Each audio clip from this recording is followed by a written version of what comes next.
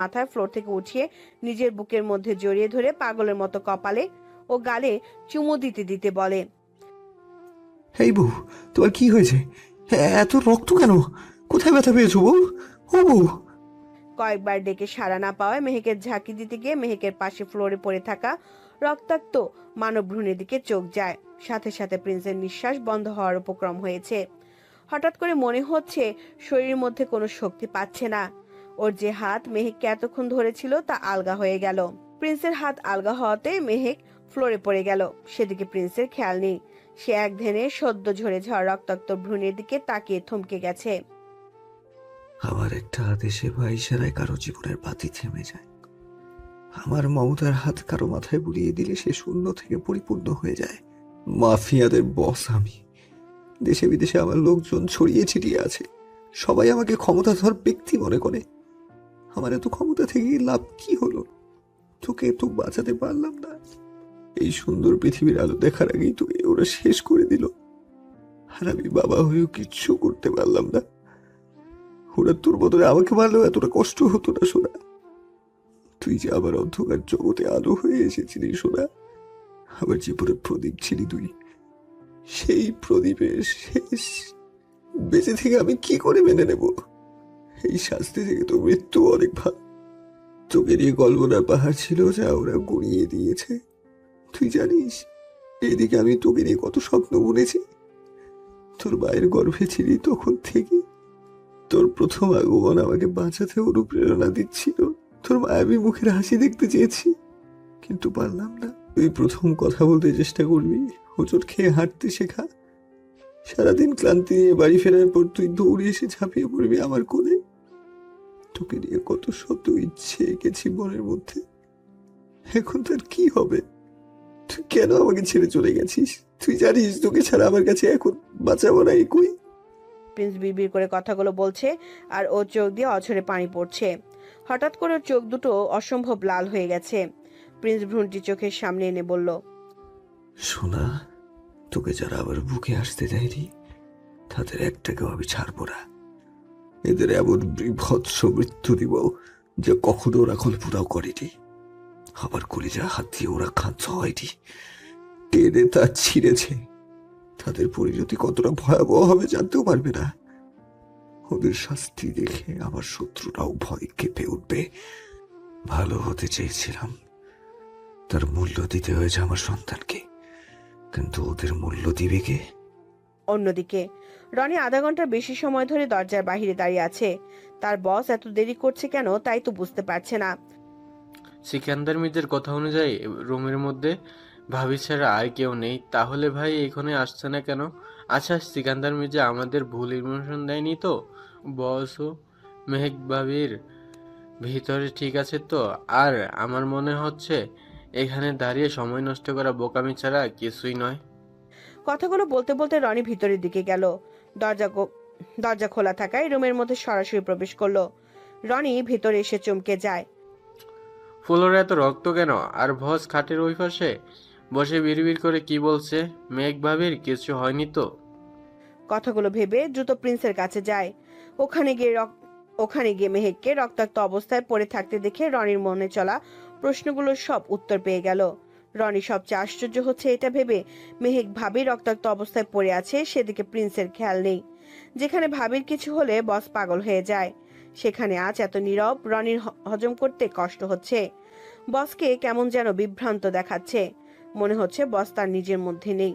বস এটাও ভাবছে না ভাবি আর কিছুক্ষণ এভাবে থাকলে মারা যেতে পারে, নাকি তিনি মারা গেছেন তাই বস এমন উদ্ভট আচরণ করছে নাকি তিনি মারা গেছেন তাই বস এমন উদ্ভট আচরণ করছে। রনি কথাগুলো ভেবে বসকে ধরতে গিয়ে থমকে গেছে, কারণ তার বসের হাতের তালুতে রক্তাক্ত মানব গঠনের মাংসপিণ্ড। এই মাংসপিণ্ডটি যে বসের সন্তান তার রনির বুঝতে অসুবিধা হচ্ছে না। বস সেদিকে তাকে বিড়বিড় করে কে যেন বলে চলছে। মানুষটা কতজনের সন্তানের স্বপ্ন পূরণ করেছে, তার স্বপ্নটা এমন পরিণত তো মানতে কষ্ট হচ্ছে। সে তো বাবা, তাহলে তার অবস্থাটা কেমন তা ভাষায় বলার মতো না। তবে বসকে ভালো রাখতে পারবে একমাত্র মেহেক ভাবি, তাই যে করি হোক তাকে বাঁচাতে হবে। কথাটা ভেবে প্রিন্সের কাঁধে হাত রাখলো। প্রিন্স কাঁধে কারো ছোঁয়া পেয়ে পিছনে তাকায়। তাকে রনিকে দেখে কিছু না বলে আগের মতো বাচ্চার দিকে তাকিয়ে ফিসফিস করে কি যেন বলতে চলেছে। রনি প্রিন্সের এমন কাণ্ডে ভাষা হারিয়ে ফেলেছে।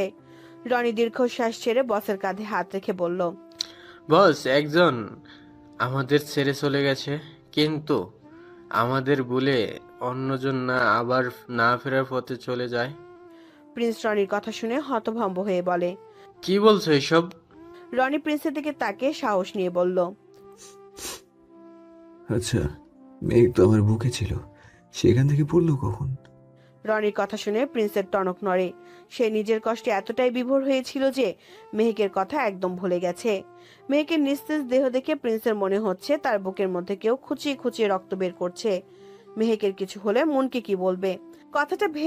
কথাটা ভাবা মাত্র পকেট থেকে একটা রুমাল বের করে ভ্রুঞ্চিকে রুমাল দিয়ে পেঁচিয়ে রনিকে বলে। রনি অবাক হয়ে বলল। রনিকে অবাক হতে দেখে প্রিন্স ওকে বলে, হ্যাঁ, আমার বাচ্চা। তোমার কাছে এটা একটা মাংসপিণ্ড, কিন্তু আমার কাছে আমার দেহের অংশ, আমার সন্তান। রনি প্রিন্সের কথা ভ্রুঞ্চিকে নিজের হাতে নেয়। প্রিন্স সময় নষ্ট না করে মেহেককে কোলে তুলে নেয়। রনি তা থেকে হাতের তালুতে ভ্রুনটি রেখে ডাক্তার ইজাজকে ফোন দেয়। ভাবি অসুস্থ, প্রিন্স ভাইকে নিয়ে আসছে। ভাই, আপনি ওটি রেডি করুন এবং আপনার বিশ্বস্ত কোনো গাইনি ডাক্তার ওটিতে এনে রাখুন। আর খেয়াল রাখবেন বিষয়টি যেন বাইরে না যায়। কথাগুলো বলে রনি ফোন কেটে দিল। প্রিন্স আর রনি মেহেককে নিয়ে বের হয়ে আসে। বাহিরে এখনো গোলাগুলি চলছে। বাহিরে একজন গার্ডকে বলল, এখানে নিশ্চয় দক্ষিণ সাইডে একটা গোপন রুম আছে, ওটা ভালো মতো চেক করবে। ওখানে সিসি ক্যামেরায় যত রেকর্ড তা বের করে আমার কাছে নিয়ে আসো। কথাটা বলে প্রিন্স মেহেককে নিয়ে গোপন রাস্তা দিয়ে বের হতে নেয়। ওর পিছনে পিছনে রনিও আসছে। ওরা যখন বিল্ডিং থেকে বের হতে যাবে তখন সামনে তাকিয়ে দেখে কোবরা প্রিন্সের দিকে বন্দুক তাক করে রেখেছে। প্রিন্স কোবরার দিকে তাকিয়ে বলল, কোবরা, আমার রাস্তা থেকে সরে দাঁড়া, আমাকে যেতে দে। তুই আমার, আজকে তো তোকে ছাড়বো না। তুই আমার ডেরায় এসে বড্ড ভুল করেছিস প্রিন্স, তোকে তো মরতেই হবে। বাঘের লেজ দিয়ে কান চুলকাতে আসিস না, তাহলে থাবা খেতে হবে। তাছাড়া আমি তোকে 1 সপ্তাহ সময় দিলাম, আমার থেকে বাঁচতে পারিস তো বেঁচে দেখা। কোবরা প্রিন্সের কথা শুনে হো হো করে হেসে বলল, তুই এখন বেঁচে ফিরলে তো আমায় মারার কথা ভাববি। আজ আমার হাতে তোর মৃত্যু নিশ্চিত। কথাটা বলে প্রিন্সের দিকে শুট করতে নেয়। রনি প্রিন্সের সামনে এসে দাঁড়িয়ে বলে, শেষবারের মতো ছেলে এবং ভাইকে দেখার ইচ্ছা আছে। যদি জীবিত অবস্থায় দেখতে চাস তো পিস্তল নামা। প্রিন্সের চেলা হয়ে সাহস বেড়ে গেছে তাই না? আমাকে উল্টাপাল্টা কথা বলে ধোকা বানাতে এসেছিস হারামজাদা। হারামজাদা, আমাকে তুই করে বলার জন্য তোকে এই মুহূর্তে মাথার খুলি উড়িয়ে দিতে পারি, তা জানিস? তোর প্রিন্সের বাবও তোকে বাঁচতে পারবে না। তার বাচ্চা, ওর খুলি উড়িয়ে দেওয়ার আগে তোর আর তোর পরিবারে কি হবে একবার ভেবে দেখেছিস? আর রনি তোকে বোকা বানাতে যাবে কেন? তুই যে রাম ছাগল তা তো সবাই জানে। তোর ভাগ্য ভালো যে রনি তোকে শুধু তুই বলেছে, গালি দেয়নি জানোয়ার। তোর মতো অসভ্য জানোয়ারের সাহস দেখে অবাক হয়ে না, আচ্ছা, তোর মতো অসভ্য জানোয়ারের সাহস দেখে অবাক না হয়ে পারছি না। রনি আমার ভাই, এই প্রিন্স মাহমুদের ছোট ভাই, তাকে গালি দেওয়ার সাহস কি করে হয় তোর? প্রিন্সের কথা শুনে কোবরা মুচকি হেসে বলল, বাহ বাহ বাহ, সাধারণ পিএসের জন্য কত দরদ। প্রিন্স, তোর পিএস রনিত যে তোর ভাই সেটা বলে ভালোই করেছিস, কারণ এখন তোর সে কল্ট ভাইয়ের সামনে তোকে কুকুরের মতো মারবো। আর তোকে কোবরার কথা শেষ হওয়ার সময় পেল না। তার আগে প্রিন্স হিংস্র বাঘের মতো গর্জে উঠে বলল, তুই এই প্রিন্সকে মারবি? কুত্তার বাচ্চা, তোকে তো। বলেই কোবরার দিকে তেড়ে গিয়ে মেহেককে কোলের মধ্যে শক্ত করে ধরে রেখে কোবরাকে গায়ের সব শক্তি দিয়ে লাথি মারে। কোবরা ভাবতে পারেনি বউকে কোলে নিয়ে ওকে লাথি দিবে, তাই তো কোবরা প্রিন্সের লাথি খেয়ে পিস্তল সহ ছিটকে পড়ে যায়।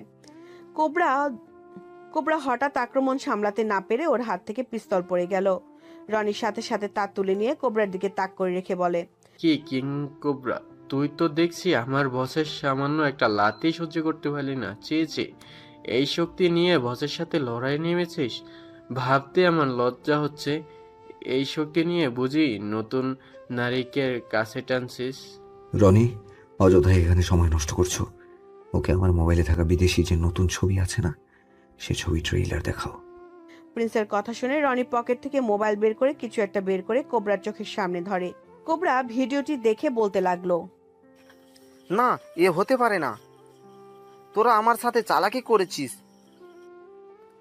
কোবরার কথা শুনে প্রিন্স রনিকে কিছু ইশারা করতে রনি অন্য পকেট থেকে আরেকটা মোবাইল বের করে কাউকে ফোন দিয়ে বলল।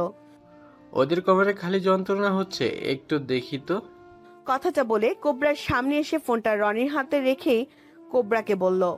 দেখ তো চেনা যায় কিনা। কোবরা সেদিকে তাকিয়ে হতভম্ব হয়ে গেছে। দুজন লোক তার ভাইকে ইচ্ছে মতো মারছে আর তার ছেলেকেও ছাড় দিচ্ছে না। ওরা চিৎকার করে বাঁচাও বাঁচাও, হেল্প হেল্প বলছে। ওদের বাঁচাতে কেউ এগিয়ে আসছে না। আর ভিডিও কলে রনি ওকে সরাসরি তা দেখাচ্ছে। কোবরা ভেবে পাচ্ছে না ওখানে কি হচ্ছে। প্রিন্সের ভয়ে সে তার ছেলে ও ভাইকে বিদেশে পাঠিয়েছে, যাতে প্রিন্স ওদের ক্ষতি করতে না পারে। কোবরা প্রিন্সের থেকে বয়সে অনেক সিনিয়র হলেও এই লাইনে প্রিন্স ওর সিনিয়র, তা জানে কোবরা। ওর থেকে ছোট হওয়ার পরেও প্রিন্সের স্বভাব ও শক্তি যে ওর থেকে কয়েক ধাপ এগিয়ে, সে সম্পর্কে কোবরা ভালো করে জানতো। সেজন্য ছেলে ও ভাইকে আত্মগোপন থাকতে বিদেশ পাঠিয়েছে। কিন্তু তবুও শেষ রক্ষা হলো না। এখন ছেলে ও ভাইকে ওর কবল থেকে বাঁচাবে কিভাবে? কথাটা ভেবে কোবরা প্রিন্সকে বলে, দেখ, তোর সাথে আমার শত্রুতা কিন্তু ওদের না। ওদের ছেড়ে দে। তোর লোকেদের ওদের এভাবে মারতে নিষেধ কর। এভাবে মারলে ওরা বাঁচবে না। তোর সাথে তো মেহেকের কোনো শত্রুতা ছিল না, তবুও আমার সন্তান সম্ভাবনা স্ত্রীকে বন্দি করে কষ্ট দিয়েছিস। তোর লোকেরা ওর এমন অবস্থা করেছে যে আমার স্ত্রীকে মৃত্যুর মুখে ঠেলে দিয়েছে। আমার সন্তানকে পৃথিবীতে আসার আগেই শেষ করে দিয়েছে। তাই তোর ভাই ও ছেলেকে আমি ছাড়বো না। প্রিন্সের কথা শুনে কোবরা আতকে ওঠে। উঠবে না কেন? প্রিন্স এটা কি বলল? তার স্ত্রীর সন্তান সম্ভবা ছিল, তার মানে তখন ওর ধাক্কা খেয়ে মেয়েটার ব্লিডিং হয়েছে, এজন্যই। আর ও ভাবছে এটা মেয়েলি ব্যাপার। এখন তো প্রিন্সের কথা শুনে ওর জান যায় যায় অবস্থা। কারণ প্রিন্স যদি একবার জানতে পারে কোবরার জন্য ওর সন্তান মারা গেছে, তাহলে ওকে শেষ করে ফেলবে। নিজে না বাঁচলে সন্তান ও ভাইকে বাঁচাবে কিভাবে? তাছাড়া এত তাড়াতাড়ি কোবরা মরতে চায় না। না, এখানে থাকলে নির্ঘাত মৃত্যু। কথাটা ভেবে কোবরা কোনো রকম উঠে দাঁড়িয়ে রনির চোখে ধুলো ছুঁড়ে পালিয়ে যেতে নিলে রনি দৌড়ে ওকে ধরতে যেতে নেয়। তা দেখে প্রিন্স বলে, রনি, ওকে যেতে দাও। আমাদের এখন দ্রুত মেহেককে নিয়ে হসপিটালে যেতে হবে। তাছাড়া 1 সপ্তাহ ওকে বাঁচার শেষ চেষ্টা করতে দাও। আমি দেখতে চাই কোবরা আমার হাত থেকে ওর ছেলে ও ভাইকে মুক্ত করতে পারে কিনা। এবং 1 সপ্তাহ ওকে মুক্তির স্বাদ পেতে দাও রনি। কথাটা বলে প্রিন্স মেহেককে নিয়ে সামনের দিকে এগিয়ে যাচ্ছে। রনি আজ অন্য এক প্রিন্সকে দেখছে। আগের প্রিন্স হলে কোবরাকে এখানেই গুলি করে মাথার খুলি উড়িয়ে দিত। ওদিকে রনি তো আর জানে না প্রিন্সের মাথায় কি চলছে। প্রিন্স 1 মাস তন্ন তন্ন করে মেহেককে খুঁজেছে। কোবরার জন্য 1 মাস ওর ঘুম, খাওয়া দাওয়া সব চলে গেছে। এই 1 মাস কতটা মানসিক কষ্ট পেয়েছে তা কাউকে বুঝাতে পারবে না। আর যে লোকটা ওকে এমন কষ্ট দিয়েছে তাকে এত সহজে মৃত্যু তো প্রিন্স দেবে না। অবশ্য প্রিন্স ওকে মারার আগে ওর বেঁচে থাকার আশা শেষ করে দিবে। এই 1 সপ্তাহ ওর ঘুম না খাওয়া হারাম হয়ে যাবে। নিজেকে বাঁচাতে একটা নিরাপদ আশ্রয় খুঁজে যখন নিরাশ হবে, তখন প্রিন্স ওকে আটক করবে। তা তো রনি জানে না। 2 দিন পর মেহেকের গতকাল রাতে জ্ঞান ফিরেছে। হসপিটালে ভর্তি করার পর ডাক্তাররা ভেবেছিল মেহেককে বাঁচাতে পারবে না, কারণ পেশেন্টের অতিরিক্ত রক্তক্ষরণ হয়েছে। প্রিন্সকে বলেছিল, কিন্তু প্রিন্স তা শুনে রেগে ডাক্তারকে বলেছে। ডাক্তার ইজাজ প্রিন্সের কথা শুনে বলল, তাহলে আপনি আপনার পরিবারের সাথে শেষবারের মতো কথা বলে নিন। কারণ মেহেক যেই মুহূর্তে মারা যাবে, ঠিক সেই মুহূর্তে আপনাকে আমি উপরে পাঠিয়ে দেব। ভাই, মাথা ঠান্ডা রাখুন, ভাবির কিছুই হবে না। আর আপা, আমি জানি আপনি পারবেন ভাবিকে সুস্থ করতে। সে বিশ্বাস আপনাকে ভাবির চিকিৎসার দায়িত্ব দেওয়া হয়েছে। হসপিটালে সবাই জানে আপনার ছোঁয়াও চিকিৎসায় যে কোনো রোগী সুস্থ হয়ে যায়। তাহলে আপনি প্রথমেই হার মানার কথা বলছেন কেন? ডাক্তার ইজাজের কথা শুনে ডাক্তাররা যান জীবন দিয়ে মেহেককে বাঁচাতে চেষ্টা করে। মেহেকের শরীরে 4 ব্যাগ রক্ত দেওয়া হয়েছে, তারপরেও মেহেকের জ্ঞান ফিরছে না। তা দেখে প্রিন্স মুনকে এখানে নিয়ে আসে। প্রিন্স জানে মুনকে মেহেক কতটা ভালোবাসে। মুনের ডাক মেহেক উপেক্ষা করতে পারবে না। হয়েছেও তাই। মন এখানে এসে বোনকে এমন অবস্থায় দেখে মেহেকের বুকের ওপর মাথা রেখে বোনকে জড়িয়ে ধরে কেঁদে দেয়। আল্লাহর রহমত ছিল, তাই তো মেহেক হয়তো বোনের ছোঁয়া পেয়ে জ্ঞান ফিরে আসে। মনকে চোখের সামনে দেখে মেহেক ডুকরে কেঁদে উঠল। তা দেখে মনোর বোনকে কাঁদতে নিষেধ করছে, চোখের পানি মুছে দিচ্ছে। মেহেকের হাতে স্যালাইন লাগানো ছিল, তা খেয়াল না করে মনকে জড়িয়ে ধরে, তাতে স্যালাইনের নল দিয়ে রক্ত উঠে যায়। তা দেখে প্রিন্স মনকে সতর্ক করে, মেহেকের কাছে থেকে একটু দূরত্ব বজায় রাখতে বলছে। মেহেক প্রিন্সের কথা শুনে সেদিকে তাকে আটকে ওঠে। মানুষটাকে এমন দেখা যাচ্ছে কেন? আর ওকে এখানে কি প্রিন্স এনেছে? প্রিন্স ওর খোঁজ পেল কোথায়? কথাটা ভাবতেই মেহেকের সেদিন রাতের ঘটনা মনে পড়ে যায় বাচ্চাটার কথা। মেহেক তা ভেবে ভয়ে ভয়ে প্রিন্সের দিকে থেকে নজর ফিরিয়ে নেয়। মেহেকের মনে একদিকে সন্তান হারানোর কষ্ট, অন্যদিকে ভয় ওর ভুলের শাস্তি ওদের বাচ্চাটা পেয়েছে। পৃথিবীতে আসার আগে আল্লাহর মেহমান হয়ে গেছে, কিন্তু প্রিন্স কি এটা মানতে পারবে? নাকি ওর ভুলের জন্য ভয়ানক শাস্তি পেতে হবে বা চরম মূল্য দিতে হবে? মেহেক যখন এসব ভাবছিল সে সময় প্রিন্স মনকে বলে, অ্যাঞ্জেল, কিছুক্ষণ এখানে থাকো। আমি তোমার বোনের ব্যাপারে ডাক্তারের সাথে কথা বলে এসে তোমাকে বাড়িতে নিয়ে যাব। ভাইয়া, আজকে আমি আপুর কাছে থাকি না। অ্যাঞ্জেল, এখানে থাকার হলে আমার সাথে নিশ্চয়ই তোমাকে বাড়িতে যেতে বলতাম না। তাছাড়া তোমার বোন যতদিন সুস্থ না হয় সে কদিন তুমি সোনালির হেফাজতে থাকবে। ডাক্তারের সাথে কথা বলে 2-1 দিনের মধ্যেই তোমার বোনকে বাড়িতে দেওয়ার ব্যবস্থা করব। তোমার আর এখানে আসার দরকার নেই। ভাইয়া, অ্যাঞ্জেল, এখন কি তুমি আমার অবাধ্য হতে চাও? না না ভাইয়া, তুমি রেগো না, আমি সোনালি আপুর কাছেই থাকবো। এদিকে মেহেক সোনালীর নাম শুনে চমকে ওঠে। আচ্ছা, সোনালীটা আবার কে? প্রিন্সের জীবনে অন্য কেউ আছে বা এসেছে? কথাটা ভেবে মেহেকের কষ্ট হচ্ছে। তাহলে প্রিন্স কি ওকে আর ভালোবাসবে না? এর জন্য কি ওকে মনের বোন বলেছে? বউ মেহেক বা পরি বলল না? তাছাড়া ক্যাবিনের মধ্যে যতক্ষণ ছিল একবারও মেহেকের দিকে তাকায়নি। আচ্ছা, মানুষটা এমন নীরব হয়ে গেছে কেন? নাকি এটা বড় কোনো ঝড়ের পূর্বাভাস? সময় মানুষকে বদলে দেয়। মেহেক এতদিন শুনে এসেছে, আজকে প্রিন্সের পরিবর্তন দেখে সেটাও দেখা হয়ে গেল। প্রিন্স আগে মেহেকের একটু সান্নিধ্য পেতে পাগল হয়ে যেত, অবশ্য মুখে প্রকাশ না করলেও চোখে মাঝে মাঝে তা দেখা যেত। প্রিন্স সেই সময় মেহেককে যত কাছে টানতে চেয়েছে, মেহেক ইচ্ছে করে প্রিন্সের থেকে দূরে সরে থাকতো। কিন্তু আজ মেহেকের মনে মনে চাচ্ছে মানুষটির কাছে এসে একবার বউ বলে ওকে বুকে জড়িয়ে নিক। আদৌ কি ওর চাওয়া পূর্ণ হবে? দেখে তো মনে হচ্ছে না। প্রিন্স তো ওর ধারের কাছেও আসছে না। এখন এই মেহেকের ছায়াও বোধ হয় তাকে কষ্ট দেয়, না হলে এতক্ষণে একবারও ওর দিকে তাকায়নি কেন? মেহেক বুঝতে পারছে না সে এখন সন্তান হারানোর শোক করবে নাকি স্বামীর বদলে যাওয়া নিয়ে চিন্তা করবে। মেহেক এতদিন একটা বিষয় লক্ষ্য করছে, প্রিন্স তার সাথে যতটা কঠিন, মনের সাথে তার থেকে বেশি নমনীয়। তাই সুস্থ হয়ে মনকে দিয়ে প্রিন্সের সাথে ওর আলাপের ব্যবস্থা করতে হবে। দরকার হলে প্রিন্সের পায়ে ধরে ক্ষমা চাইতে হবে, কারণ সে নিজের অজান্তেই স্বামী নামক মানুষটিকে কষ্ট দিয়ে ফেলেছে। প্রিন্সকে এতটাই কষ্ট দিয়েছে যে মেহেক এখন প্রিন্সের সাথে কথা বলতেও সাহস হচ্ছে না। অবশ্য এসব তার ভুলের জন্য হয়েছে। তবে মেহেক যদি আগে জানতে পারত প্রিন্স ওর মামাতো ভাই হয়, আর তার মতো ছোট বয়সে প্রিন্স তার মা ও বাবাকে হারিয়েছে, এই পর্যন্ত আসতে তাকে অনেক লড়াই করতে হয়েছে, তাহলে এমন ভুল মেহেক কখনো করতো না। মেহেক এখন মনে মনে বিশ্বাস করে প্রিন্স এতদিন যাদের খুন করেছে তারা হয়তো মানুষরূপী জানোয়ার ছিল। ইস, আমি কি বোকা! আমার সরলতার সুযোগ নিয়ে রাশেদ হাসানের মতো জানোয়ার আমার এত বড় ক্ষতি করতে পেরেছে। আমার সন্তানকে হারিয়েছি। আজ যদি আমাদের সন্তান বেঁচে থাকতো, তাহলে তো প্রিন্সের মনের মাঝে শুধুই আমার রাজত্ব থাকতো। সে তো দেখেছে লোকটা বাচ্চা আসার খবরে কতটা প্রফুল্ল ছিল। ওই নিজের বোকামির কারণে সন্তানকে তো হারালোই, সাথে স্বামীর ভালোবাসা